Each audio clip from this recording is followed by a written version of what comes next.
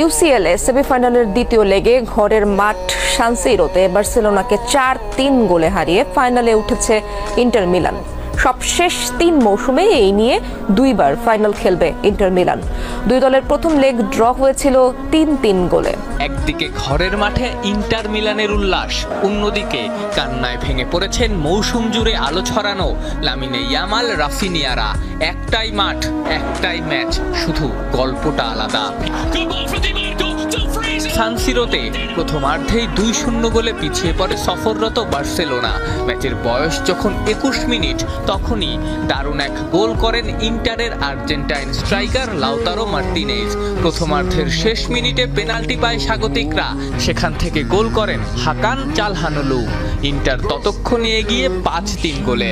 আসর জুড়ে কখনোই হাল ছাড়েনি বার্সা, এই ম্যাচেও তাই। দ্বিতীয়ার্ধে অবিশ্বাস্যভাবে ম্যাচে ফেরে কাতালানরা। ৫৪ মিনিটে গোল করেন এরিক গার্সিয়া। মিনিট ৬ বাদে সমতায় ফেরান দানি ওলমো। ২-০ গোলে পিছিয়ে থাকা দলটা এগিয়ে যায় ৩-২ গোলে। ম্যাচের ২৭ মিনিটে রাফিনিয়া অসাধারণ গোল করলে, কিন্তু ম্যাচের অতিরিক্ত সময়ের ৩য় মিনিটে ডেনজেল ডামফ্রিসের ক্রস থেকে গোল করে বার্সাকে স্তব্ধ করে দেন ফ্রান্সেসকো আচেরবি। ২ লেগ মিলিয়ে ৬-৬ সমতায় শেষ হওয়ায় খেলা গড়ায় অতিরিক্ত সময়ে। সেখানে ইরানের স্ট্রাইকার মেহেদি তারিমের পাস থেকে দারুণ এক গোলে ইন্টারকে এগিয়ে দেন ফ্রাত্তেসি। সেখানেই ম্যাচের ভাগ্য নির্ধারিত হয়।